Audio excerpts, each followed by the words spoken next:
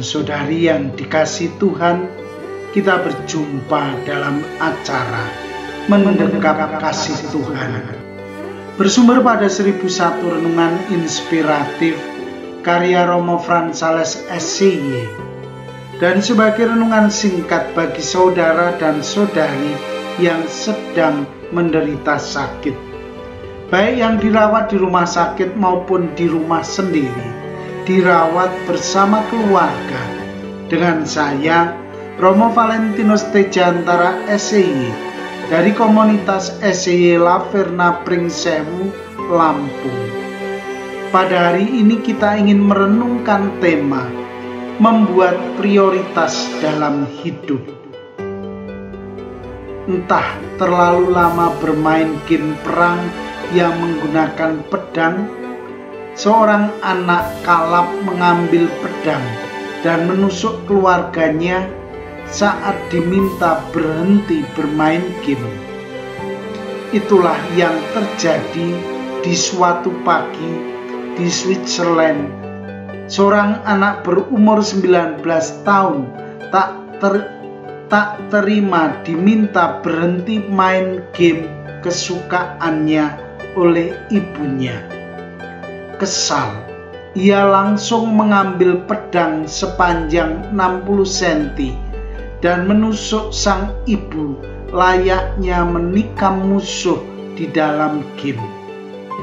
Kejadian itu sontak membuat kakak pemain game itu membela sang ibu. Alhasil, sang kakak juga terkena tusukan. Kedua korban segera dilarikan ke rumah sakit karena menderita luka tusukan di tangan dan perut. Beberapa hari kemudian, kedua korban tersebut sudah membaik. Sang kakak sudah tak lagi dirawat, sementara ibunya dirawat untuk pengobatan lebih lanjut. Tidak dijelaskan lebih detail game apa yang sangat digandrungi remaja kalap itu. Hanya disebutkan game tersebut merupakan role-playing game yang banyak menggunakan pedang untuk membasmi musuh.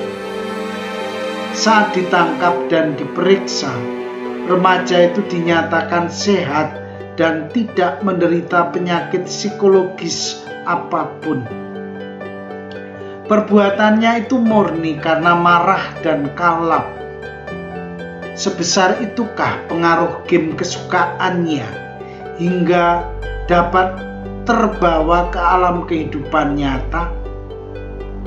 Sesuatu yang sepele bisa membawa akibat fatal bagi kehidupan.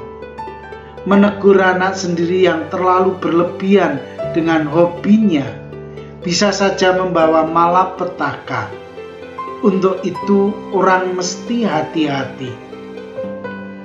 Saudara dan saudari yang dikasihi Tuhan, dalam kehidupan sehari-hari kita berjumpa dengan orang-orang yang begitu total dengan hobi-hobinya. Misalnya ada suami yang hobi memelihara burung-burung.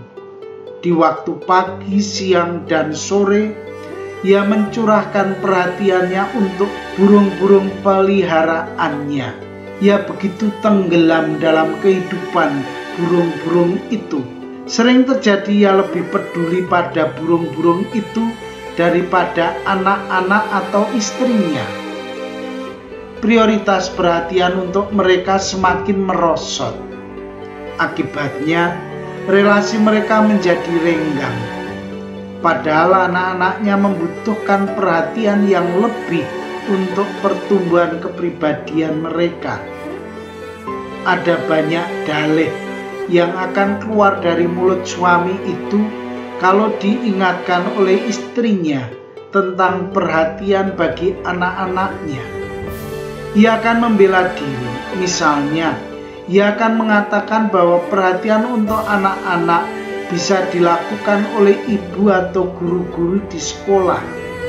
Nanti kalau anak-anak yang sudah mulai menyeleweng dari kaidah kehidupan bersama, lalu ia mulai sadar Syukur-syukur kesadaran itu muncul sebelum penyelewengan itu belum terlalu jauh.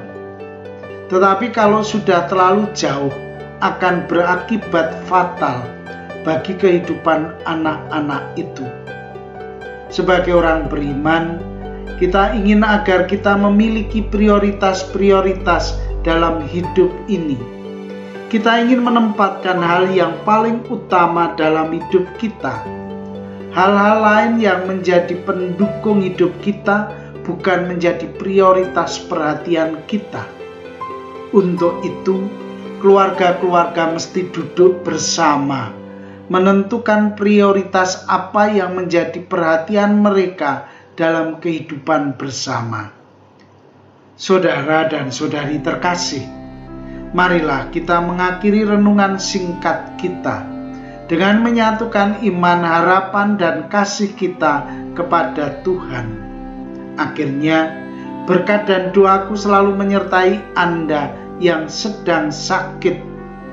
Semoga Tuhan memberi kesembuhan, kekuatan, dan ketabahan dalam memanggul salib hidup ini dan diberi semangat serta kesegaran. Doa dan berkatku selalu menyertai Anda. Sampai bertemu dalam renungan selanjutnya.